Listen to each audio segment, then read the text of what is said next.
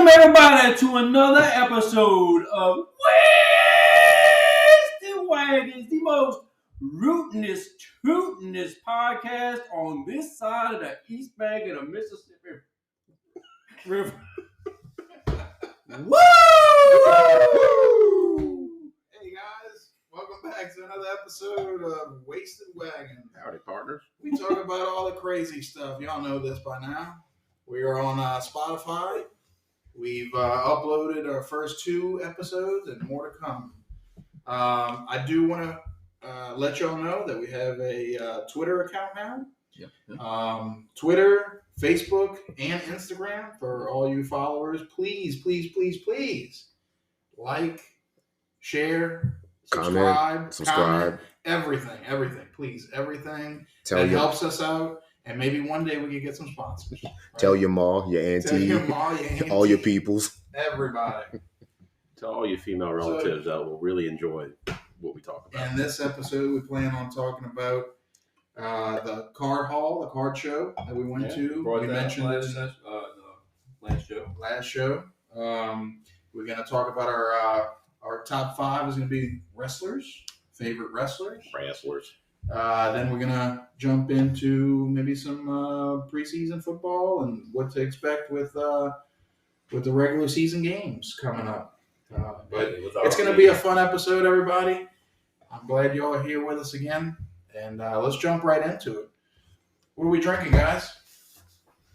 Well, I know we spent a lot of time last episode, talking about Shiner beers. So I'm going to go ahead with the Shiner Oktoberfest. Again, I talked about how Shiner beers never seem to disappoint.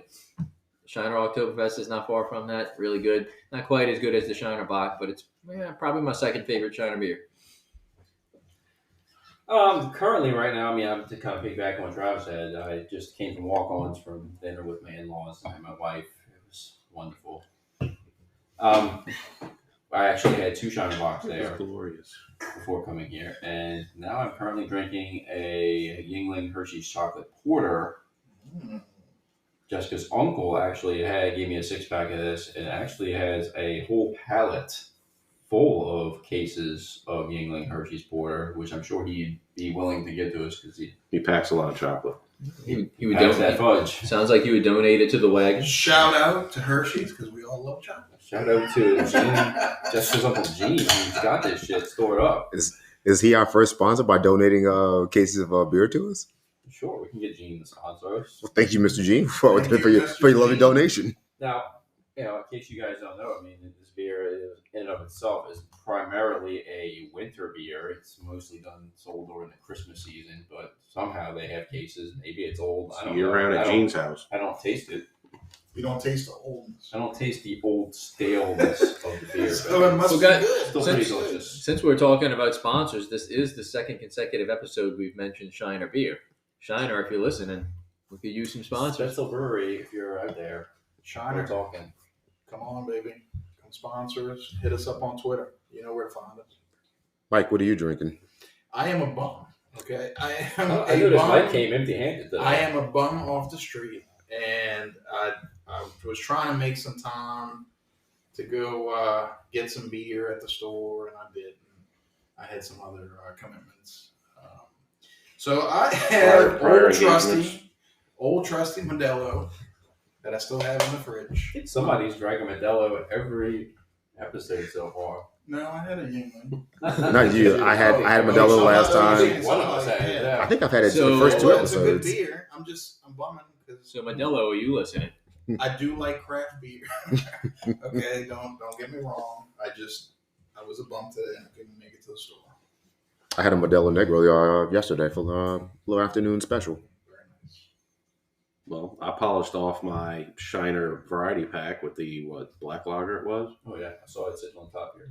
Yep, that went down pretty fast. It was good. And now I'm drinking a local one, an Abita crafted cocktail, the Mojito. Very minty, very refreshing. That sounds fancy. I think I bummed one of those from you before. They're actually very good. Very sweet, 8%. They get the job done. For y'all listening, Abita, one of our local breweries. Abita Springs, Louisiana. Very good. Very good. How about you, Patrick? I'm the only one not drinking beer today. I'm drinking this is like Chattanooga whiskey, the 91 proof. It's good. It's not gonna put you on your ass. It's not super strong, very drinkable. I like it. They make some higher proof stuff like a cask strength, like 112 proof, something like that, and a bottled and bond 100 proof. But I just went with whatever I had kind of lying around. I didn't I didn't stop at the store and get anything specific, so I just kind of grabbed whatever I had at the house. So That sounds delicious, but I noticed the vessel that you're. Yeah, what are you Shoes drinking? riddled What are you that drinking up. this out of? That Patrick is drinking out That of. is quite awesome looking.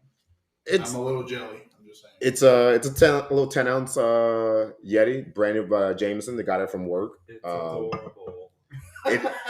Hey man, you can say what you want about it. It's easy to hide and fit places. It is It's very white. portable. It is white. It's short and cute, Hopefully, But it gets the job done. What's his name?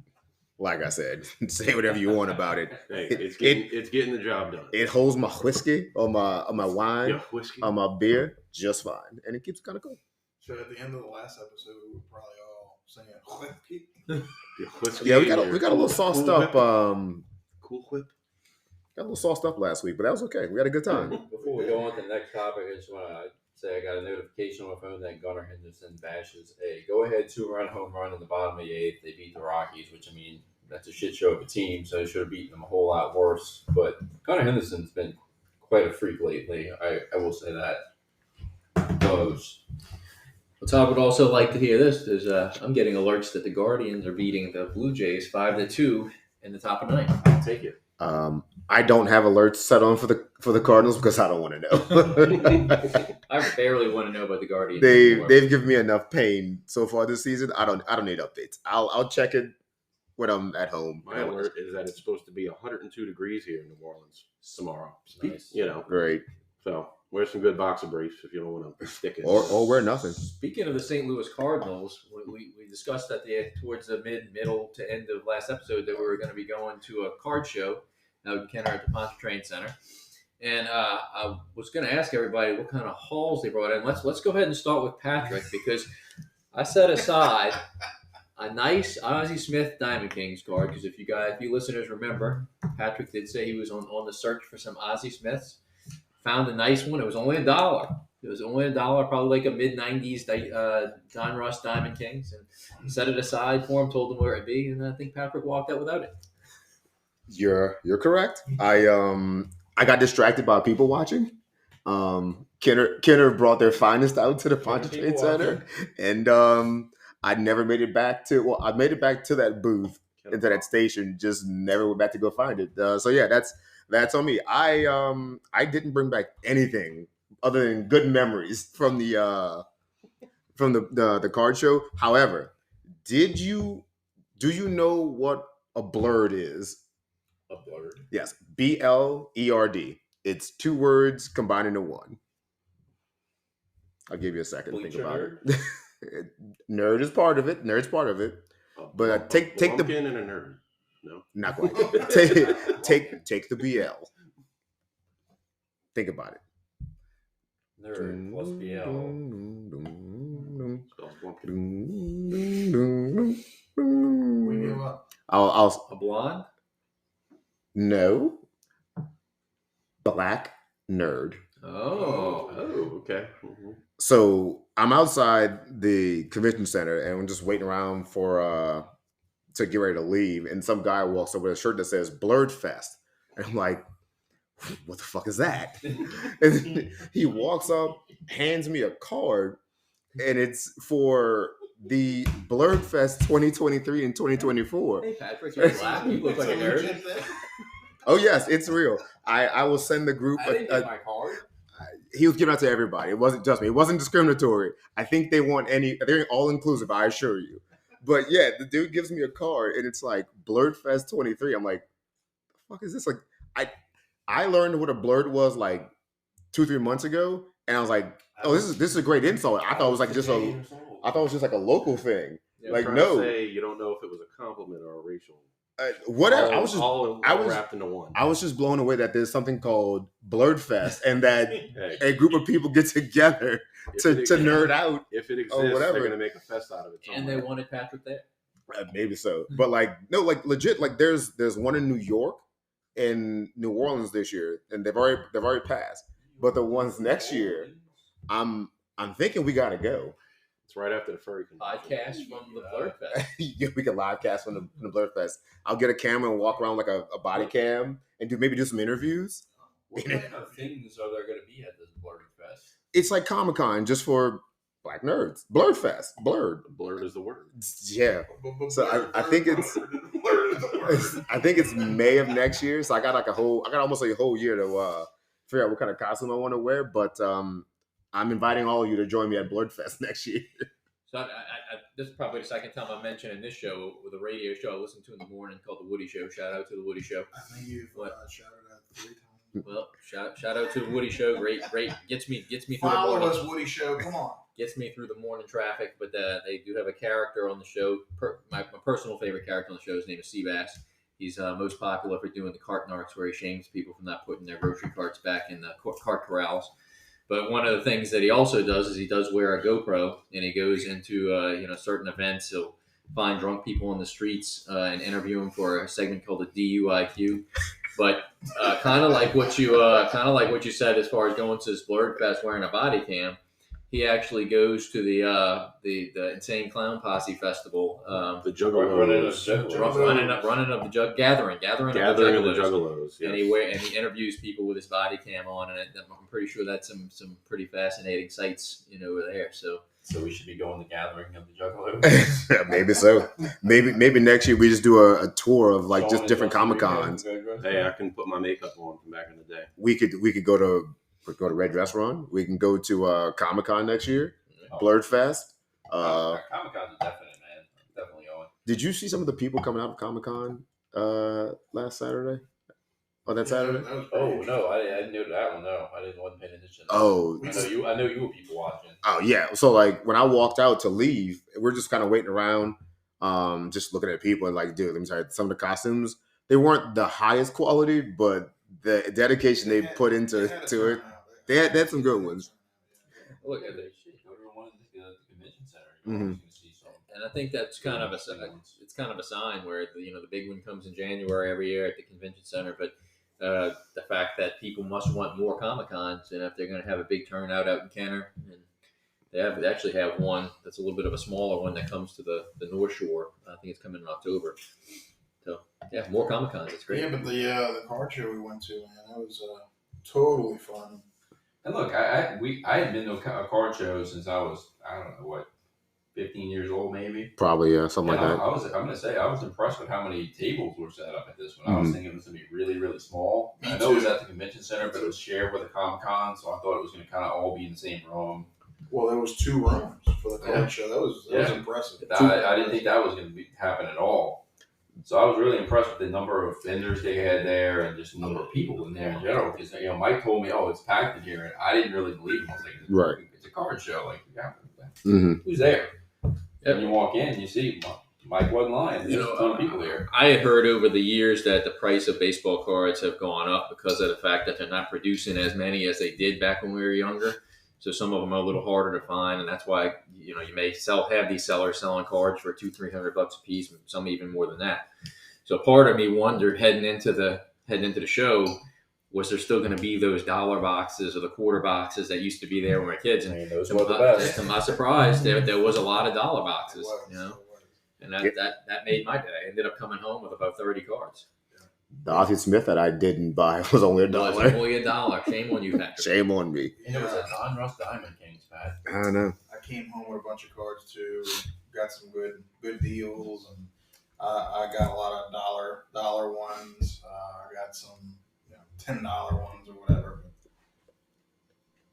Yeah, they had a lot of good things. The sports memorabilia I think was a little light, but the card selection was great for pretty much everything, unless you wanted like NASCAR or like auto racing. That's the only thing I think I didn't see. But they had a decent hockey card selection. Of course. They had soccer. But anyway, the thing that caught my eye was caught your eye, Mike? The furry convention next door. What's the best card you got from the show that you think, Well, or you, or well, maybe Alex the told you thing- that he got the thing best? that Which one you caught- like the most? The thing that caught my eye was the Ben McDonald card. It was signed. I kind of came. I was just walking by, and actually I didn't even see it first. My kid, he goes up to it. He's looking at it. He's like, Papa, look, it's Ben McDonald. Well, he's a fan of Ben McDonald. He was watching the LSU Tigers baseball this past season when they won, and my wife brought him to Ben McDonald pitched for in the majors. the Orioles. Yes, he did. So Who's he commentating for now? The Orioles. Yeah, right. Imagine that. so anyway, Todd would know. so my kid, he was there at the postseason little celebration and everything, and he got to meet Ben McDonald there in person. And then when we went to the card show, he saw the Ben McDonald card, and it happened to be signed, which was even extra cool. So we went ahead and picked it up, and he was happy as can be. But As well, he should be. they had some other really good cards, and I had fun. I had a lot of fun. Did you get anything for you, or just for the kids? No, we came out of there like, I don't know, 40 cards deep. Nice. There was this nice gentleman. He asked my kid. He's like, "Hey, who's your favorite player?" So he just went ahead and told him, and he went in the back and picked up like a stack of cards for that team, and just gave it to my kid for free. And I was like, "Man, that's pretty awesome." That's These vendors were very, very nice to kids. very, very cool. Can I just say, Mike, there was one card that you got that I was pretty impressed with, and it was probably close to the end of the card show that Todd found for you in one of the dollar boxes. It was a Lucas Giolito card that looked like a playing Ace of card. spades, right? It was a very cool looking card. I remember the first time we kind of started talking about baseball again, particularly with Michael. Michael was telling us that he was watching a White Sox game and he really liked a pitcher named Lucas Giolito. And when we found that card, it was like almost like you had to. It is. It's the tight ass card. It's almost looks- like a refractor. It looks like the ace of spades, and it's got Lucas Giolito for the White Sox, who's now on the Angels, which is Mike's favorite team. My favorite team. I know that they had some recent injuries. Yeah, tough luck on Shohei. Tough Shohei there, huh? Shohei, Mike Trout. But hopefully, next year Always next year. another year. I got Brett Favre. I'm a fan. I mentioned that the last episode. I got one of his. Always love you, Mary. Yeah. So no, but it was good. I had a lot of fun. Like Todd said, I haven't gone to a card show since I was a kid. I remember I went to, it was one of the hotels, and I actually went with Todd and Travis Yeah, probably like the when I was a the kid. Travel They Lodge on introduced Bets. me to that. The travel. Travel Lodge on Bets. Something like that. Yeah. Travel Lodge. Do they still have Travel Lodge hotels? The one on Bets is no longer there. That's for sure. But What did I don't know. I don't usually set the bar low enough on my Expedia searches.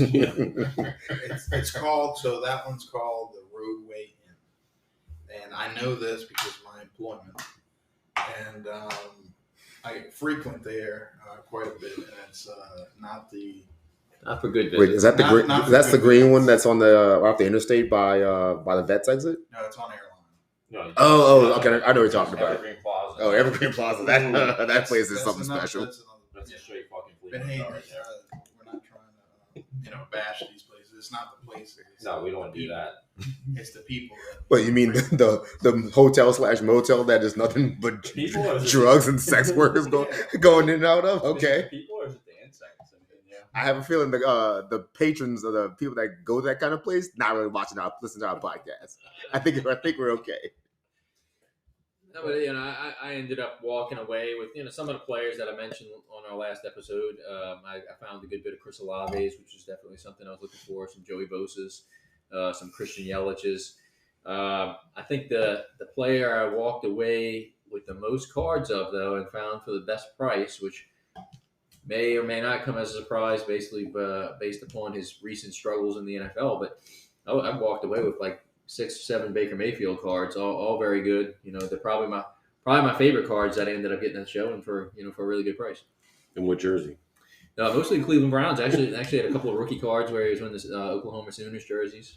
But yeah, I think those were my favorite cards I walked away with. It just based upon looking at them, you would think they'd be worth more than $1. But again, I think Baker's play over the last year probably had something to do with that.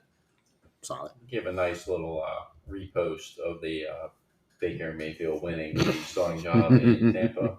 Yeah, Baker Mayfield beat out Kyle Trask for the starting quarterback. Twitter or X or whatever it's called now. Yeah, it just sucks that he's gonna be playing the Saints twice a year. Oh well, I'm happy for the Saints. I'm happy for I'm it. very happy for the Saints. Bring him on. I mean, what I really walked away from the card show is, y'all know I'm a Dak Prescott fan, and we kind of got the update today that Trey Lance was traded to the Cowboys. So, whoa, that's breaking news to me. Sorry, I honestly I didn't even know that. Really? so I'm Yes, sir. assuming that he's there to almost kind of like firing the Dak, maybe. Jerry sees a future for him, I guess. Maybe.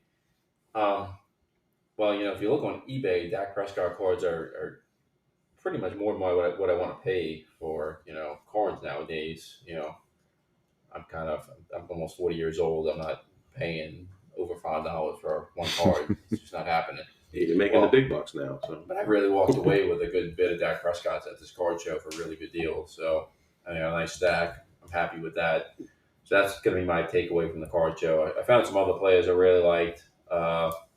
But really, I probably walked away with close to saying Dak Prescott. Is the card like a holographic when he does that? It was the hip hop. When he's doing those twists. Yes, is it him doing the hip hop? But there's no pregame warm Dak, but I think it's some pretty cool ones. Maybe I'll post those on our Twitter page later.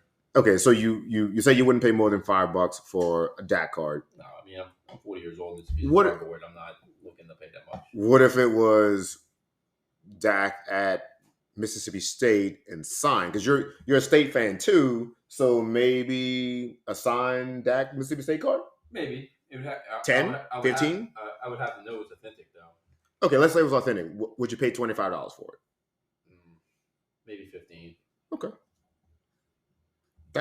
That's probably about my limit for most any player that I like or was a fan of. 10, 15 bucks. Again, like I don't need to spend that much money on a card. That's just gonna sit on a shelf. And yeah, it'll be cool like to walk into a room and look at it, maybe show it to somebody or whatever, but it's a baseball card. It's a card at the end of the day. That one thing, Apparently Patrick wouldn't pay $1 for a card.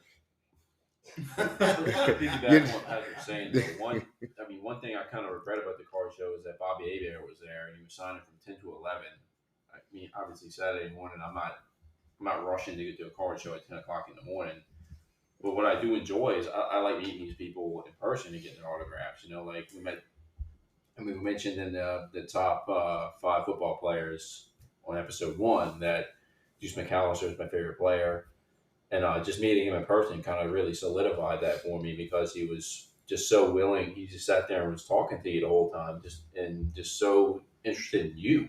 Mm-hmm. Not just signing the autograph and pushing it away. He was interested in hearing about your story, and I showed him my Sir Saint tattoo, and he was interested to hear about that. And Travis gave him an autograph of the picture where he looked angry, and he was interested to hear about that.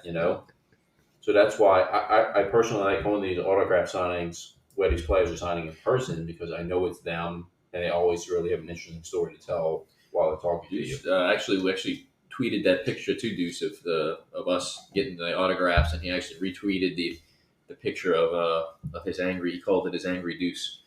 So you're famous now. Yeah, well, Deuce retweeted something you did. You're famous. But it was just a picture though, so I wasn't in it, unfortunately. But it was a nice compliment to say like, hey, you took the time to go find this picture. This was the one you liked the best. I'm gonna retweet it for you. It's pretty cool.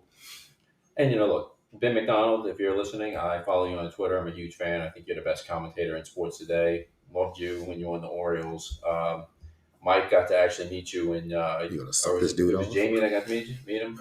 My wife and my kid. Yeah. And they got to meet you when you were signing autographs after LSU won the College World Series. Jamie asked me if I wanted to go. Sorry, Ben, I'm not an overly huge LSU fan, What are so I did you not penning a go. love letter to this dude? But I wish I had gone, knowing that you were signing autographs. I wish I Love would letters have to pen. Love letters. New segment. You get 2 minutes each to talk to your favorite athlete or person or player who you think might be listening to our Little Shitty podcast. Yes, I love you. Shout out to the Kid Radic in the Morning Show. Did you? I think if anything, looking back, that I not regret buying it because not buying because it was $75, and like it's a stupid thing that I would have bought that I probably would have never used. That's steep. Well, they had replicas of like college and like some professional sports like championship rings. There was a Florida Gators championship ring, and I was like, man. But when, like, what would I do with it? I'm like, punch somebody in the head, and so they get like the little F symbol on their head. So my kid saw the LSU one, and he's like, "Oh man, Dad, well this thing looks awesome." And I was like, "Yeah." So I asked the guy how much it was. He said the same thing. So it was not quick. But I went online just to look at it. Like 35, 40 bucks. Like 25. Oh yeah. I was like, so you're talking about expensive things over there. So I actually went to the card show wearing an Ohio State T-shirt. It was the AJ Hawk, Bobby Carpenter, OSU Jam shirt. Yeah, we saw you. And then well, so did another guy. We saw you. There was a guy who was selling his own artwork there, and that guy was awesome. his work was great. And he actually had a painting that had one side of Chris Olave playing for the Saints, and the other side was him playing for Ohio State. And of course, he sees my shirt. He's pulling me over. He's like, "Hey, you like this one?" I was like, "Man, that's awesome." And he's like, "Well, make me a deal." And I was like, "Look, man, just be real with me. How much do your paintings usually go for?" And he says, "About $1,500. And I said, "Look, man, I'm not going to make you an offer anywhere near that." Dollars? So you might be surprised. And I said, "No, I won't." And I just kind of walked away. But now, look, the guy does have some really good work, and it was tempting. But at the same point, I'm not in the market for a $1,500 painting right now. I could buy a lot of other things that would make me happy for $1,500. I could print a lot of pictures from Walgreens for that. Speaking of which, we actually printed our logo on some 8x10s today, and we did a little brief autograph signing among the 5 of us. It was pretty cool. If you are interested in getting one yourself, because we know you are. And All of you listeners out there. Yeah, we'll be all happy 7 of you to send our first person that comes to us and comments on our show. We'll be happy to send one. That's it. I will cover the cost. The first person, I'll cover. The first person outside of our family, friends and family. Absolutely. Thank you, Heather. By the way, the first person that comments friends and family outside of friends and family on one of our posts or on an episode, we will send you a signed by all of us copy of our logo, 8x10. I think that's a great thing, and I hope this comes sooner rather than later. I'm framing mine like ASAP. Definite man cave material. Oh, there you go. Because think in 10 years we're gonna look back like, man, remember when we first started? How shitty this podcast was. We didn't have any audio. We didn't know what we were doing. We couldn't sync everything up. But hey, you gotta start somewhere. Right? Like I said, go listen to Joe Rogan when he first started, or anybody when they first started a podcast. It was like terrible. The quality got better and better. But everybody got to start somewhere. We're figuring it out as we go. We just got intro music like a day ago. just go watch the pilot of Seinfeld. Case in point. But having a good time doing this. Decided to do this as a group, and we've stuck together. We've been friends for a long time, and it's almost like stuck together for a whole 3 episodes. No one's wanted to quit just yet, but a lot of time to go. It's almost destiny. We're supposed to be doing this. So. Yeah, I think we all had a good time in the culture. I know Sean hasn't really said much because he didn't attend. I think you had something going on. Yeah, I forget what it was. Something at school. Mm-hmm. But yeah, you missed a good time. It was. I know they were looking fun. out for me. They were looking for Randy Poffo cards, but none of those popped up. I was actually texting Sean during the show and telling him that I was finding some big hurts for him. Yep, some Frank Thomas's. By the way, shout out to you, Travis, for that soccer jersey. That Vincent Company looks pretty tight, sir. Yep, I actually had the Vincent Company from Manchester City, and then when I lost it in the house fire, I decided. Welcome back to the Wasted Wagons podcast. Before we went to break, we were talking about our hauls at the local card show out in Kenner, and you guys were discussing how glad y'all were that the New Orleans Saints get to play Baker Mayfield twice a year. Why don't we talk about what's going on with the Saints preseason? Does anybody have anybody that they really like in camp right now? I like Perry. A.T. Perry, A.T. 7th round pick. I think he produced a lot that first preseason game. I think he's going to be a good addition if we keep him. Yeah, look, I think based upon his first 2 games already, he's a lock to make the team. And I would not be surprised if he's battling with Shaheed for that number 3 receiver spot. Shaheed's a beast. Yeah, if you really look at our roster, we don't really have a solid number 3 receiver. I mean, I know Shaheed kind of came on at the end of the year last year and really kind of showed what he's made of, but at the same time, he's injured right now. So, I mean, when is he coming back? Is there any kind of timetable on a return? What is that injury? Do you know? I'm not even sure. Yeah. Does anybody know what Shaheed's injury is? I don't think so. I didn't say anything about it. He hasn't played in the preseason so far. He kind of opened the door for the guy Bowden to be returning kicks, and to be honest with you, I kind of like him a little bit too. He may be more of a practice squatter, but I think Travis likes him mainly though because he went to the preseason game and he actually sang the national anthem and did a really, really good job. yeah, he didn't, wasn't the guy singing it in the middle of the field, but they kind of zoomed in on him on the sidelines and he was kind of going all in on the national anthem. And I just had a lot of respect for that. Thought it was pretty cool to see. Very cool. You want to write a love letter to him? No, not quite yet. We got to see if he makes the team first. Maybe later. Proven, Sure. I mean, sure. obviously Ben McDonald, he's a good pro career, great college career. What about a love letter to Baker? I kind of went there a little bit.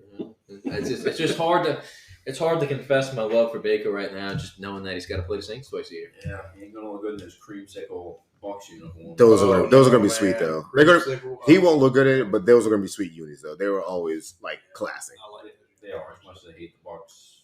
Um, unis, like they keep talking about like our over under win total at like what 10 and a half like that. Mm-hmm. We won 8 games last year.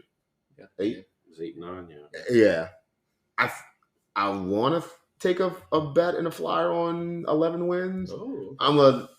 I got a little bit of hesitancy, but like you can't really get it like under like at just 10. They want you to take 10 and a half. So like you got to basically win 11 games. I feel like that they could do it. They probably should just with nothing else other than better quarterback play. Yep.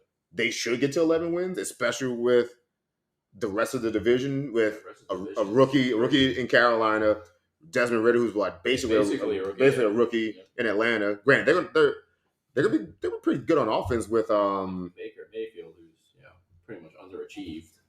I think they will win a division, but then still be under that, like 9-8, which makes them a playoff team. They win a division. The schedule's not overly tough, though. I mean, it's the easiest schedule in the NFL this year. You got to figure Play if the you Titans. if you can sweep the division, that's 6 wins right there. Yeah.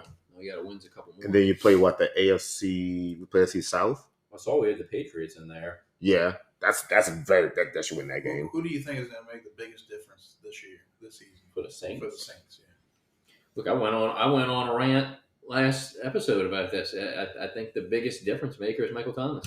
If Michael Thomas can get on the field, He stays healthy. But Michael Thomas does not have to produce Michael Thomas of old numbers. He just has to be on the field to take some pressure off of Olave. Mm-hmm. Who has the bigger season, though, Michael Thomas or Chris Olave? I think it's Olave. I think Olave. I think you get Michael Thomas on the field to take some pressure off of Olave, and Olave has an even better year than he had last year.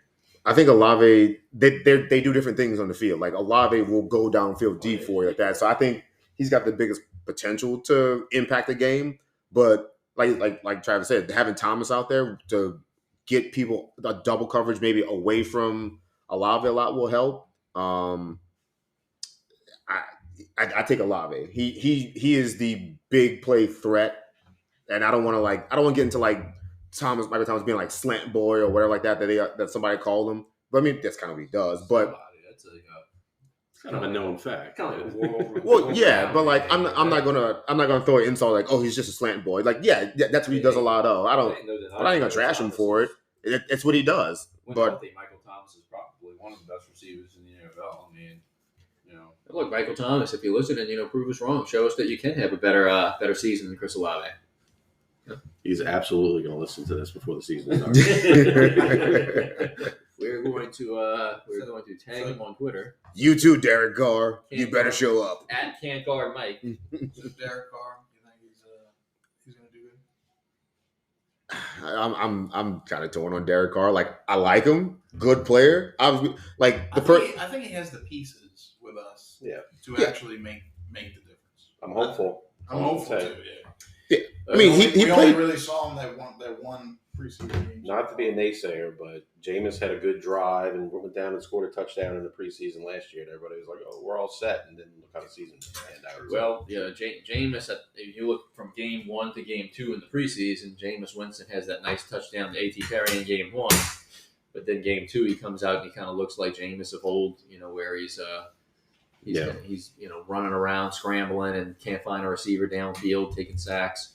He's It was just painful a couple times when he's dancing and shifting in the pocket, and it's like there's an open lane for him to just take off for 10 yards up the sideline. I mean, he did have that bomb though to Shaq Davis. That was pretty sweet. I mean, if we're talking about guys who I think will make the team based off their preseason performance alone, basically, I mean, this dude is an absolute fucking physical specimen. Shaq Davis. I mean, I think he's obviously lobbying for a roster spot at wide receiver for the Saints. Well, what about that guy that came in the fourth quarter that seemed to have the really big fourth quarter in game 2? No, I'm really thinking Nico Lalos should make the team.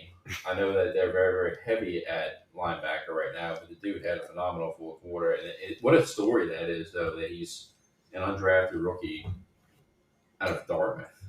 I mean, and just has that performance he had. He had 3 sacks, I think, in the fourth quarter. Mm-hmm. Phenomenal. Like, I hope this guy makes the team.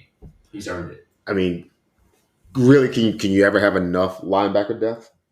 Not really. But if you think about how many injuries you suffer at yeah. that position. But if you also look at, we say depth, I mean, I really feel like outside of Demario Davis and Pete Warner, I really think there's positions up for grabs. I mean, I would guess Jalen Smith has got to have like the upper hand coming in as a big free agent signing. The sad thing is, I'm not even reading articles that he's like solidified as a starter yet, but I think he's playing his ass off in preseason too, and he looks like he's in phenomenal shape. And look, right now I think they got Zach Bond penciled in as the starter outside of Davis and Warner.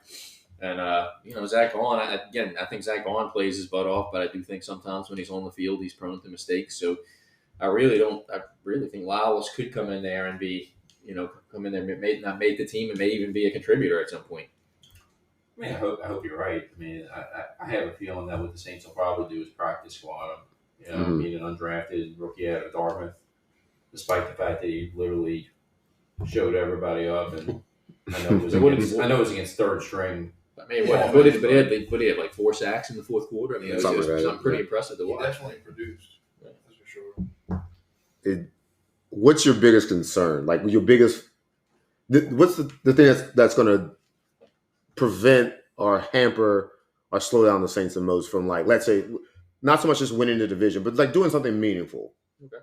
I mean, like, outside of Michael Thomas getting on the field, I think the other biggest thing would be can guys like Ryan Ramczyk and guys like McCoy on the offensive line, where I said this also in the last episode, I feel like those 2 guys are the key pieces of our offensive line, but they were both hurt a lot last year. Yeah, it's depth at any part of the team. It feels like you 2 or 3 injuries away from tanking like 5 wins. Because we just discussed Derek Carr. If Derek Carr, I think, can be a pretty good quarterback. I think you got to protect him. I do think we've done a good job of putting some weapons around him to where he could be a very successful quarterback in the NFL. But that offensive line has to protect him, and I think the key to that is our 2 big guns in McCoy and Ramczyk staying healthy. Do you not consider Andrew Speed a big gun? No, he is. No. Fun story though about Bobby Abair was talking about Andrews Pete and saying his belief is that Pete is just playing for a paycheck. Yeah. Like, his heart's not in the game. He gets hurt on purpose. He sits out longer than he should. I think the Saints coaching staff, Dennis Allen in particular, is trying to either motivate him or prove a point in some way. Where in the first depth chart came out, and they had Hurst listed as 1B, They had Pete listed as 1A and then Hurst listed as 1B, basically saying Pete is not the full-time starter here, and he's on the verge of getting passed up. Right. Competition. I hope I'm not wrong by saying this, but I think looking at the Saints, looking at the Red Rifle, Andy Dalton, looking at Jameis Winston, I think Derek Carr, I believe is gonna come in and do a hell of a job, much better than those other two. I think he's got to be an upgrade. He's got to be more consistent. Yeah, that's the thing. If he's just consistent, like we should be good. Should be good. Some muscles, it looks like. Those shots we see on the he's been. Yeah, I mean, there's definitely those pictures going around with the flabby arms in Las Vegas compared to what he's doing now. Looks like he's been pumping the weights. So, yeah, hopefully there's not a little extra going on there. Yeah, what I'll throw out, it hasn't been mentioned yet. I'm looking forward to seeing with Kamara's little suspension is not only Jamal Williams, but then Kendre Miller. Kendre looked good last He was year. drafted in the third round, just like Kamara, and nobody knew his name when we had Adrian Peterson yelling at Sean Payton, and then before you know it, he wins Rookie of the Year. Miller came in there and played almost 3 quarters at running back in the second preseason game and scored a touchdown. He looked really He had good. a really nice catch too. Mm-hmm. Yeah, like nice deep ball. Third round gem, just like I think Kamara was. our running back class will be good. We're good there. Yeah. And you've been putting Darrell Williams in there. I mean, hometown boy. Yeah, Mm-hmm. they're talking about is Williams or Merriweather going to make that team for that? I like Merriweather. Yeah, one of those guys is going to make the team. One of them's going to cut, but I really do think with Kamara out, you're going to see a heavy dose of Jamal Williams and a heavy dose of Kendre Miller. I mean, I guess the way you look at that though is if it's going to be Williams or Merriweather, Merriweather could probably just be added to the practice squad. Yeah, Williams has got some, he's got that resume. And the local guy, he actually played pretty well for the Chiefs last year. It was funny watching him wear 34 with Williams on his back. Reminded me of Ricky Williams. Oh, Ricky Ron. Ricky If y'all remember last year, before Pacheco kind of burst on the scene when Edwards-Helaire got hurt, Williams was the guy they turned to. Mhm. I think Todd and I had him in fantasy. He was like an unreliable type guy that he just was doing his job. And, he's not going to put up 1,000 yards, but he'll just fill in well. Did his job. Definitely, it's going to be exciting to watch. And, I hope for our sake. Well, I mean, this one's not going to come as a shocker. We mentioned A.T. Perry, we mentioned Lalos, we who else did we mention here as far as studs that are showing up in training camp? Oh, definitely Shaq Davis. Shaq Davis. Yeah. I like Jake Haener. I mean, I feel like if there was always those rumors going around or some stirrings that that Jameis wasn't on the verge of losing his second string job to Haener based on how Haener's been looking at camp. Kid's got moxie. First preseason game, I think Jameis, it lit a fire on the Jameis to the point where he came out and was like, okay, this rookie's not going to take my spot, and he looked really good. And Haener kind of struggled a little bit in the early goings of game 1. It was like a complete role reversal in game 2. Jameis looked like he was nervous. He couldn't get the ball off in time. Haener comes out there, takes a big, unnecessary blow to the head, and then he comes back from that, and it looks like he didn't even phase him. I mean, it looked like he was a pro-style quarterback already. Yeah, I really like Haener. I'm not gonna knock this man in any way yet. He started out really slow, but obviously he's a rookie. Mm-hmm. What do you expect for a rookie coming there in his first game? Also from Fresno State. Yeah. Also from Fresno State. Guy I also really like from Fresno State, giving a shout out to is Paul Pinniger. I don't know if y'all remember him. Good quarterback. Who the hell is that? Good quarterback from Fresno State. From where? Fresno State? Fresno, yeah. I think don't. he was in Jacksonville's camp right after college and just kind of fizzled out. But really good quarterback in Fresno. Shout out to you for knowing that because I have no idea what you're talking Paul about. Pinniger. We might have to follow you. I'll look him up. So while we're talking about Haener, do you guys ever remember a rookie quarterback for the Saints that's looked this composed in preseason in a long time? No, I was going to say that. Over Ian Book or that Grayson guy we had, he was a flash of nothing. Where is he now? Grayson barely got on the field. Bagging groceries. I don't know. Is he No. on the Eagles? Yeah, the Eagles. Yeah, he might be the traded Eagles. Traded for Book. Well, Ian Book is. Yeah. Mhm. We're We're obviously talking about the Grayson guy. What happened to him? No, I don't know if anybody picked him up for the Saints. Sean Selling real Canfield never estate. panned out. Garrett Grayson never panned out. Derek Grayson. There you go. obviously I think we win our division. Who do y'all think we have? What game do you think is going to be the hardest to win this season? What opponent? Look at the schedule. You know, one of the ones that somebody might laugh at me for, but I really think the Detroit Lions are going to be a problem for us. You know, Jared Goff and Amon-Ra St. Brown look really good together. They're definitely a good quarterback wide receiver combo. Dan Campbell, let's not forget, was on the Saints staff. He probably knows some in and outs of our team. So look, I feel like Detroit, might be a problem for us. And look, if Amon-Ra St. Brown is sitting there somewhere in the second, third round of the fantasy draft, I think I might be taking him. Who's going to take the Lions in a couple Thursdays on the season opener? We can go look at the schedule, like Ryan's kind of go like game by game if you want, because week 1 Titans. What's that, home game? Very winnable game. That should be a W. We should. I don't care what quarterback they roll out. We should win that game, unless Henry goes insane. Contain Derrick Henry, and you can win. And Saints defense should be able to do that. Okay. Week 2, you got the Panthers. We should win that game. It's a road game, yes, but it's also his only Bryce Young second game. Yep. We should be winning it because they don't have a ton of weapons now that DJ Moore left to Chicago. Yeah, Adam Thielen is their number 1 receiver. Yeah. Solid dude, but he's kind of old to be like your number 1, and I'm not really worried first about time that. on a new team. Yeah, Mm-hmm. Look, he's been on a decline for the past 3 or 4 years, and then he gets his chance So- again. But like you said, his age might factor into that. Here's where I think the first slip of it is the third week at Green Bay, because everybody's waiting to see what Jordan Love is going to do and look like in real meaningful games, but like the rest of their roster's pretty solid. Yeah.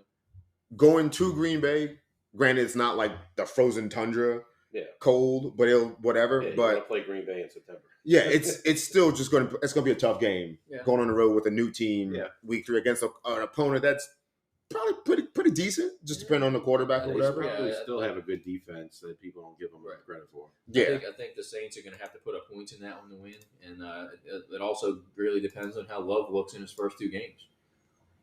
yeah. After that, we back home for Tampa Bay. Wagoneers. We should win that game. I don't know, man. Baker. I don't know. We should win that game. I'll say it. Okay, even with Baker, who else do they have that's really going to give you a fit? Well, we already know that Lattimore is going to shut down Mike Evans. Who's their running backs? Isn't it I don't even know. It's I know. Fournette's still it's inside. White, Rashad. Oh, White. Rashad White. Dang, okay. And then he was Okay. I think, a rookie last year. They got a pretty good defense. I think a lot of that might come down to is either a Debo or Alontae Taylor, whoever wins that matchup, going to be able to cover Chris Godwin. That's probably the big question mark of that game. So They put Can Godwin in the slot a lot. Can though. Baker get the ball to the receivers? Which I'm a Baker I believer. think it's a W for Saints. yeah.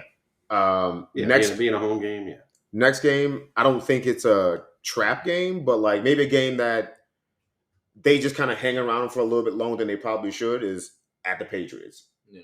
We, on paper, person to person, we should win that game. Absolutely. But like, This one. it's on the road. Yeah. You never know. Mac Jones, jury's still out a little bit on him. He has some good qualities, some bad qualities. He doesn't have a ton of help. We should win that game, Right. but I think they'll probably annoy us because Belichick will scheme up something that'll just kind of stifle us for a little bit. But talent-wise, we should pull away at the end in that game. Of Ramondre Stevenson. It'll probably be another game the Saints will have to put up points. Yeah. New England's defense usually comes to play.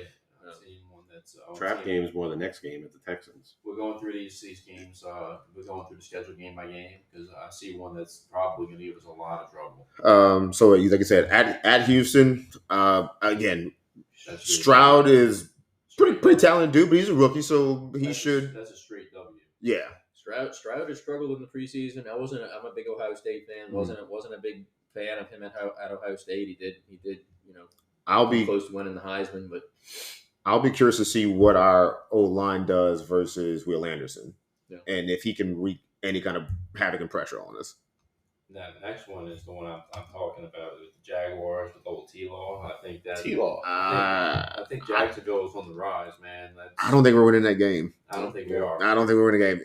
That's It's a home game for us. That's cool, but and look, that Jacksonville's really only improved. I mean, you looked at they went out and signed Kirk last year. This year they go out and get Calvin Ridley, and then they got ATN. How does that happen? Yeah. ATN is an up and coming running and back. they have Ingram at tight end. They got a ton they of gave Ingram pieces. a big deal. Yeah. Well, T-Law used Ingram a hell of a lot towards the end of the year. Yeah, he deserved it. Yeah. So That's the one I'm looking like. That's probably our first loss. They're gonna win that division, hands down. They better. If they don't win that division with Doug Peterson, they got some real problems. Because next game, standing in that division, we go to Indy with another rookie quarterback. So good thing for us. And Jonathan Taylor is like they have a contract dispute. So they told me he can go seek a trade if he wants it. I don't know if he'll get traded, but the Colts should be bottom feeder. That should be a win. Yeah, even like Richardson has like he spikes up. He's got moxie. No, he has a big arm and a great 40 time and a hell of a vertical. He might have moxie, but guess what? We didn't show it at Florida the last 2 years. But whatever, we should win that game. I don't see a reason. He's athletic, which doesn't mean he's a good quarterback. Correct. Then we go to Chicago. Chicago comes here. I'm sorry, Chicago comes here. That's a W. Yeah, it should win. Unless field goals, unless field goals for like 100. Fields is on that short list for MVP candidate. So I don't buy. I can see why they were saying that, but I don't really buy that he's going to be. His passing has got to improve a lot from last year. He was great at Ohio State. Loved him at Ohio State. Despite him being at Ohio State, I love the guy when he played there. It wasn't Patrick took an intentional dig at Travis on that one. It was not intentional, but he knew I would do it anyway. But I'm also giving him praise. I liked him at Ohio State. And Fields wasn't necessarily known for his legs that much at Ohio State. I mean, he was known for launching the cannon, whereas the pros, he's looked kind of gun shy and used his legs in the pros, and that's how he's kind of made his name. DJ Moore gives him a little bit of a better passing game, but I don't know if he improves him that much. Well, he wasn't great last year. Didn't they get 3 completions and he had 2 touchdowns, but both touchdowns were like little dump offs that they took to the house. They did get Camden's favorite player from Tulane, Macon Clark, and he's an undrafted rookie safety who's playing with the Bears. Do they still have Cole Kmet, the tight end? Speaking of Tulane, do they still have Matt Forte? Cole Kmet they're still their tight end. I'm not a huge believer. Yeah, I mean he's penciled into the slot. Unless Justin Fields like runs for like 150 and like somehow throws for like a very impactful like 175, 200, 225 and 2 touchdowns, we're gonna win that game. Like we just should. Cole Kmet will have that random 2 touchdown game for a tight end against us. Unless you're betting him in fantasy to go over 50 yards receiving, then he won't. He'll screw you. Unless Todd not pick him up to play tight end, he'll get 1 catch. Then so week 10 we go to Minnesota. That'll be a tough one. Yeah, it'll be tough. Like Jefferson. Oh, but it's 12 o'clock, Kirk Cousins, so I think we're good. Yeah. I mean, there'll be a problem. They've got Jefferson. They got a good running back. Was it McKinney? Look, as good as we could say Lattimore is, I'm a huge Lattimore fan, but at the same time, Justin Jefferson is just hard to cover. I don't think anybody. Yeah, he's going to be a problem no matter how the game goes, but we'll see. But at the same point, they're transitioning from Dalvin Cook to Alexander Madison as the starter, and we got to see Madison. That's what I'm sorry. I couldn't remember his name. We got to see if he's any good. If he's Dalvin Cook good, I don't know if he is. So then, don't sleep on T.J. Hawkinson. He's supposed to be ready for week 1. I didn't even know he was hurt until week 1. Me either. So we come back with a bye, and then after that, we get the Dirty Birds at Atlanta. We're gonna eat their lunch. Look, I'm not as high on Atlanta as some people. It's not Chick-fil-A. It's closed on Sunday. Like we talked about, Ritter is essentially a rookie quarterback. Bijan is a rookie running back. I think he's gonna be good though. Kyle Pitts is overrated. Whoa. You know what? I took a shot at your boy. You can take a shot at mine. That's fine. Let's take a look at the Kyle Pitts stats from 2 years ago to last year. It was. He fell victim to the no quarterback thing. Kind of. I mean, puts his face for the Bears. I drafted Kyle Pitts in one of my leagues. Still might not have a quarterback. That's what I'm saying. Who's the guy on the Bears? Is it Mooney? That Mooney. Disappeared last year. It was Mooney. He was like a 1,000-yard receiver, and then he was non-existent last year because he didn't get any passes. If you're listening, you sucked last year. You know what? I'll pin a love letter to Kyle Pitts. I will not stand for that. Speaking of, he's a Florida guy, right? Right. So speaking of that, off topic, we'll get to this maybe a later episode. How do you feel about Richardson? I don't really love him that much. but no. Quick aside, going back talking about Florida, the Swamp Kings documentary. It was released 2 days ago. Yeah, don't watch it. No, I'm gonna watch it regardless. I mean, you're gonna waste your time. I saw Irvin Tebow. Since we talked about love letters, I saw a preview for it, and it looked like Urban Meyer gave a love letter to one of his players. I didn't know if for Oh, recognizing. it was a puff piece for Urban Meyer. It's basically what it was. But Still trying to solidify the fact Fucking that hate Urban Meyer. he kicked the Mhm. punter on the sideline or whatever Yeah. he did. just a shit human. Sorry, whatever. We're talking about Urban. Yes, Oh, yeah. Urban. Listen. I faked a heart attack, mine Mm-hmm. twice. Thank you for the 2 national championships at Florida, but you can go get bleeped. Same with one at Ohio Piece of State, but I mean, Yeah. Yeah. But he feels a heart attack coming until that next big paycheck comes. Then he's healthy again. Yeah, it's all right. All right, so we agree. And he's fingering college co-eds. What? Whoa. Redacted. Was it? I was gonna say it was grinding, but we got some finger action going on. Go ahead and X that out the podcast. Kind of what it looked like to me in the videos. Finger bang. All right, so we agree we should beat Atlanta in Atlanta. After that, home to Detroit. That's the one I do. That's late in the season. I think Detroit can be hot. Who I'm knows? gonna say this about Detroit right now. I mean, I love Amon-Ra St. Brown. He's probably one of my current favorite players in the NFL.